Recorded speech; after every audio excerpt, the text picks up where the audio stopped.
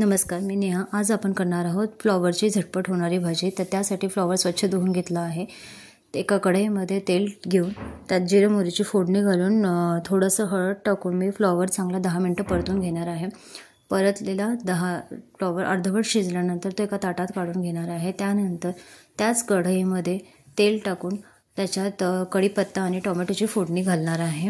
Tomato अर्धवट शिजल्यानंतर 1 चमचा लाल तिखट आणि 1 चमचा अंबारीचा कांदा लसूण मसाला मी टाकणार आहे आणि आपण चवीनुसार मीठ आपण फ्लॉवरमध्ये टाकून घेणार आहोत आणि तो शिजवलेला फ्लॉवर चांगला परतून घेणार आहोत। 5 मिनिटं त्याला झाकण ठेवून वाफ देणार आहोत। अशा प्रकारे 5 मिनिटांनंतर फ्लॉवरची सुकी भाजी तयार आहे गार्निशिंगसाठी।